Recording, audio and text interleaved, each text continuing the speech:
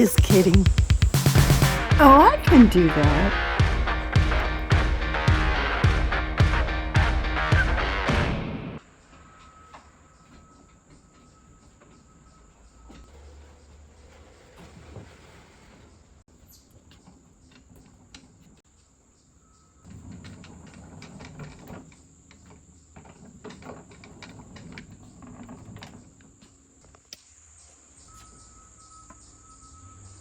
Okay, this week's piece is a little, it looks homemade. In other words, it looks like a primitive, which by that I don't mean that it's super old. I want to say that it's probably a primitive homemade piece.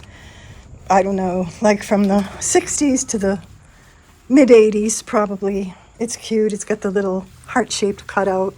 That's kind of coming back in style along with the like a folk art style of decorating, grandma style, cottage core, you know, that whole thing. Not really farmhouse, but it's more decorative than farmhouse. Was kind of plain, pretty but plain. And this just reminds me of something that wants to be painted.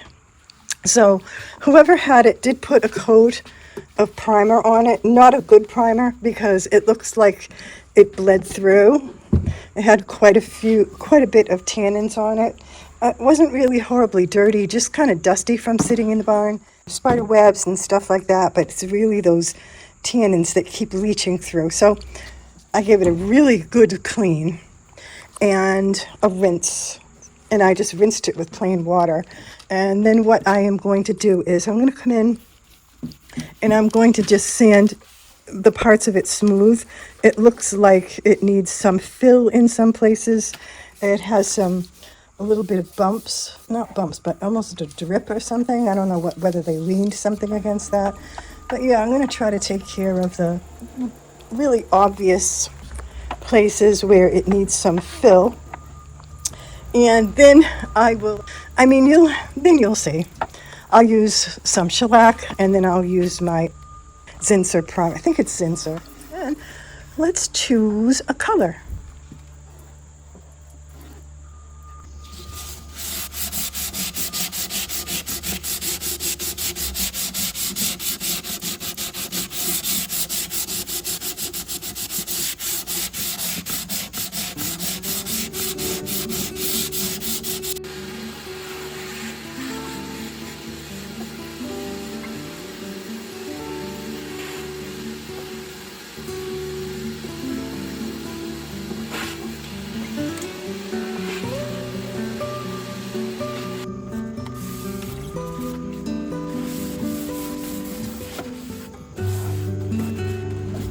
We'll cover our spots with some shellac, and then I'll do the putty.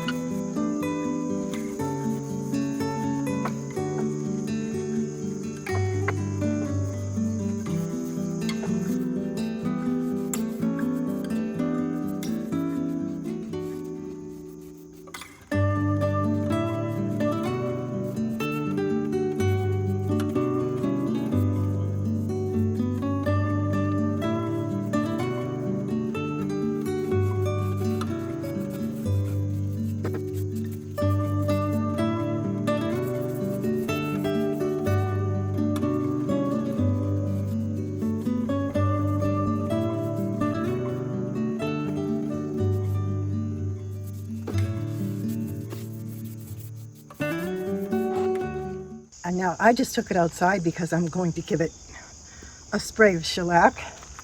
As you can see, it still looks a little bit like the tannins are coming through. So just to be safe, because I am painting it a light color, I'm going to go over it with some shellac.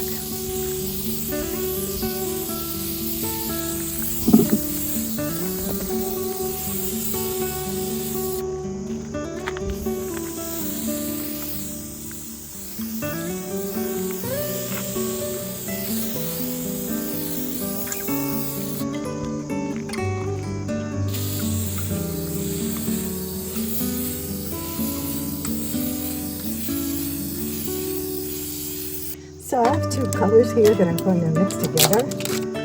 One of them is a Benjamin Moore sample, and I'm just going to shake it up a little bit. Let's see, I can tell you the color.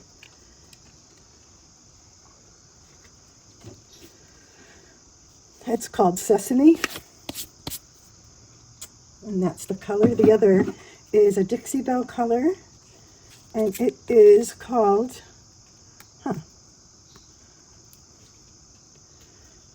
I think it's Mason-Dixon Gray. And the sticker covers it.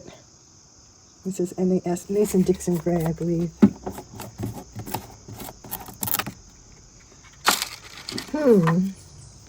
This looks, it was on sale. Hopefully I'll be able to get this to stir up properly, but you can see how chunky it is. I guess that's a chance you take when you buy something on sale.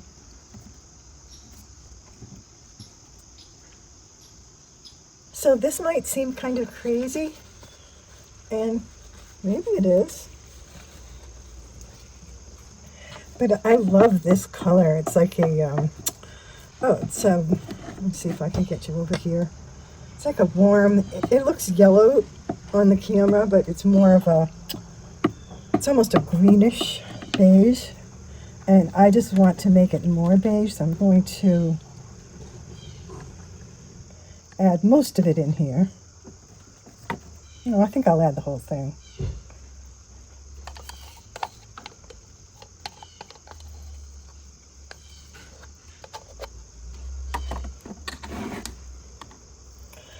And then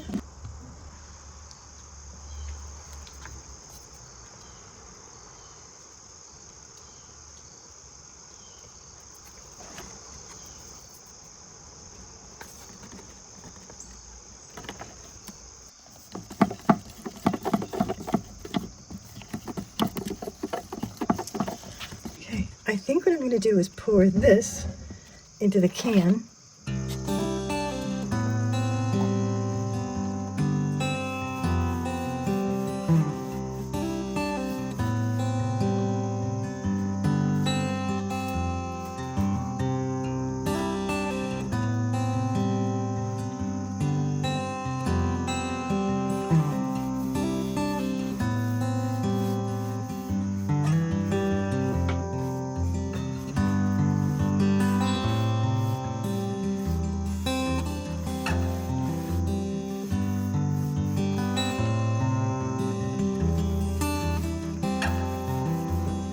And so I did a lot of puttying on this, and it has 2 or 3 coats, with 2.5 coats of the paint on it.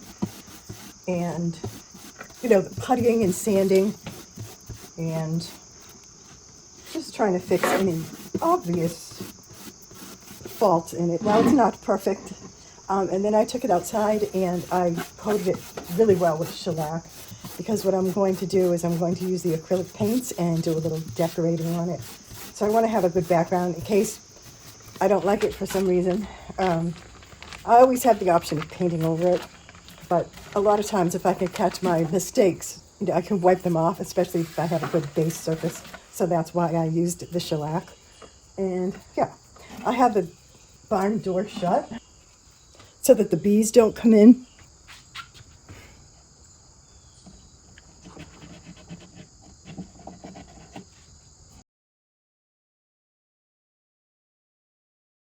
Here's one bee that didn't get so lucky. I don't know. I guess he didn't make it out. It's one of those big, huge bees. I don't know what kind of bees they are. Carpenter bees or something like that. And yeah, I don't want those stinging me or bothering me because I freak out when I see them. So anyway, yeah, I'm going to start with some kind of folk art decoration. I'm not 100% sure what I'm going to do yet. Also, I put the little feet on. So I like that finish.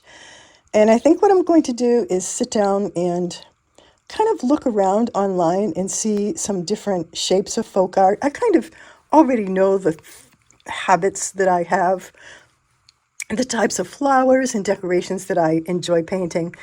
I'll probably go with that, but I do want to take a look just so that I can get some ideas. Corner and decorate around I brought some colors from home. I have a number of different brushes that I'll choose from.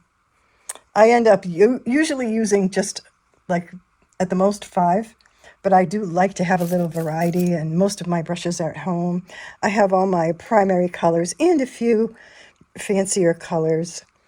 One of those photos that I showed you for examples has some colors that I really love. It was a lot of deep red and greens, which I think would be very pretty on this cabinet. So what I'm going to do is I have a piece of paper right there. I'm going to create some colors and practice a few different designs on that paper. I'm going to make a rudimentary measurement of the center, which I'm using the edge or the bottom point of the heart, which I'm kind of assuming is near the center. As I said, the cabinet's not perfect, so I'm just going to eyeball it and just put a little center mark for my main flower. And then, so I think that's actually going to be a little over, or something like that. And then the furthest I want it to go is, some variation of here. I would say, let's go there. Let's go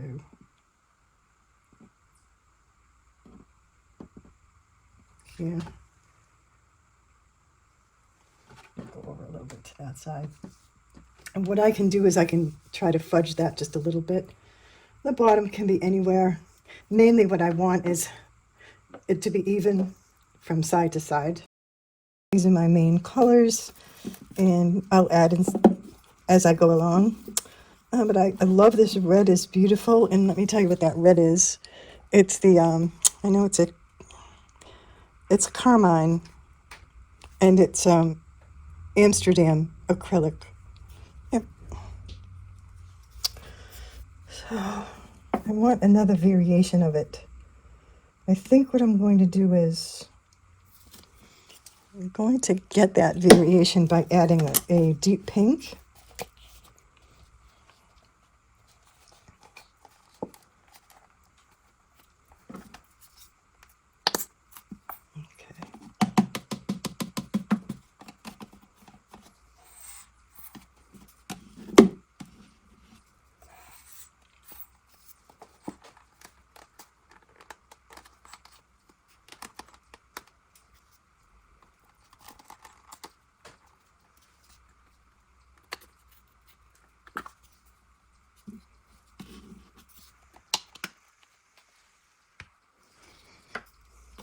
Oh, it's very hard not to make mistakes here.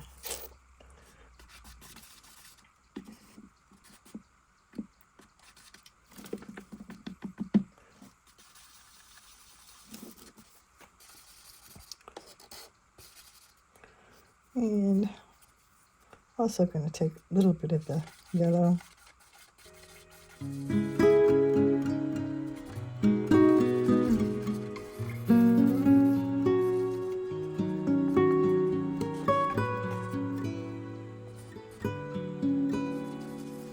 Make a couple of variations. So I'm just going to go over to the side and kind of make a lighter color on the side so I can have different levels of that color, different tones.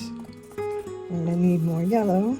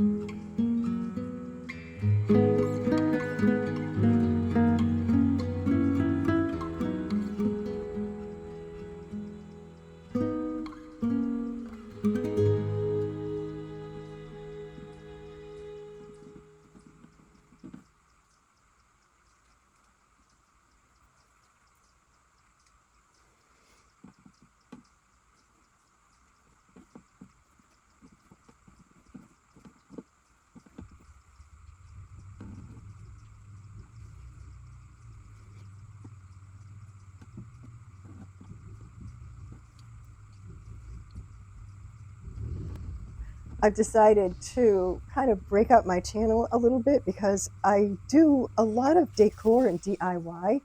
Sometimes they do well on my channel and sometimes they don't, because not everybody's interested in it. So I decided to break off a portion, and it's Owling Dog DIY and decor. And I'll put the link right here if you want to follow it. That'd be great. So in other words, if I'm putting together something, if I'm doing any type of remodeling in the house or redecorating, that will all be on that channel. Also, things that I create from my booth, I almost never record those. I just relax. I put everything on the table and I do it off camera. So in the future, what I'll do is I'll record those too. So that way I can show you how I'm making my sugar scrubs. I'll show you how I decorate the containers and how I preserve them so that I'm pretty secure in that people could use them and the paint is not going to come off. They can wash them in the sink, because I don't think they probably would go through the dishwasher, but maybe not. I wouldn't guarantee that. But that's what makes my sugar scrubs different than other brands, and I do really well selling them. But I do all sorts of decor, and so I will start recording that and I will put it on that channel. If you have followed me for a while, you know that I also have Cat Savage Art, which has its own channel, because people who watch restoration and furniture art aren't really always interested in canvas art or photography, so that has its own channel. It's really teeny, but yeah, if you're interested in seeing something different, it's ASMR for the most part. I don't do a lot of talking in those videos, and so if you want to relax and drop your blood pressure a little bit and just watch something fun and relaxing, that channel might be good for you.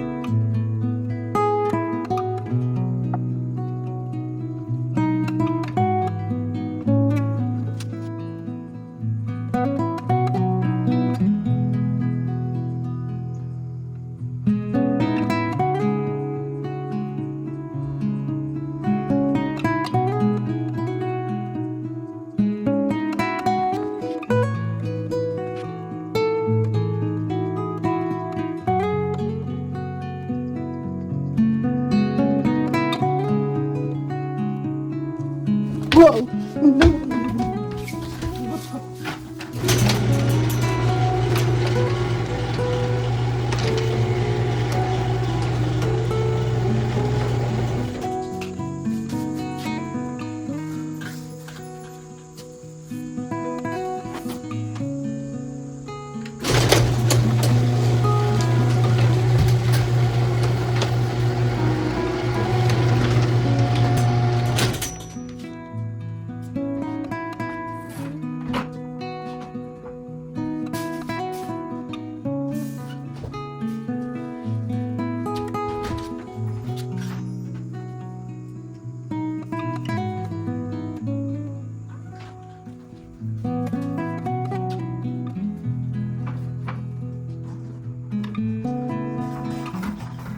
The one on the window woke up, and I could push it out the garage door, but now there's another one in my window. See that window over there? I don't know. It's horrifying. I hate this. It's like a plague.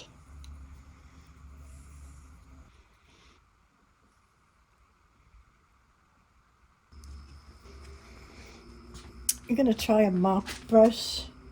I'm just gonna put some on the outside. Turquoise paint.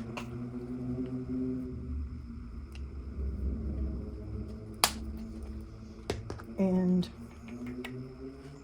I don't know, should it be turquoise and yellow?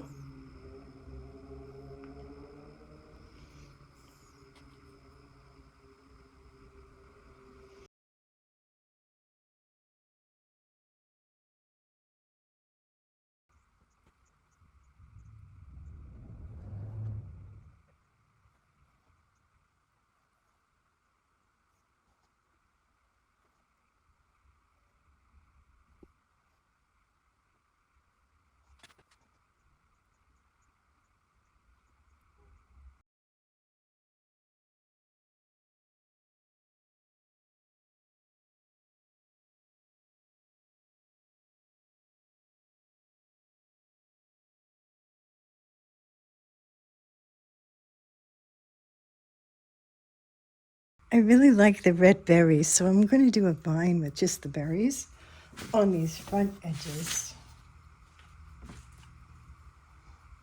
And it's just an imagination of a vine.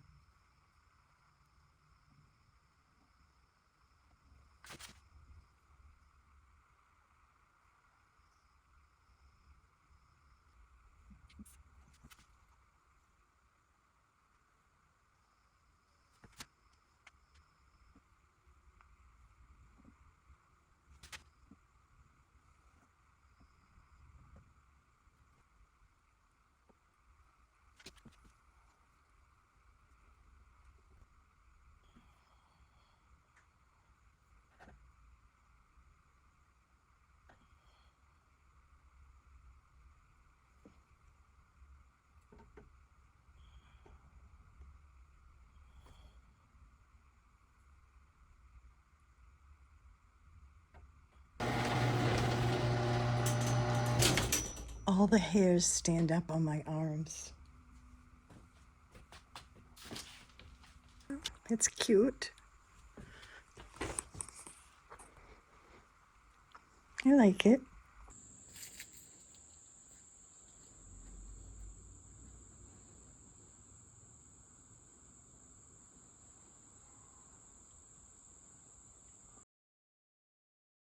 Thank you for watching this week's video.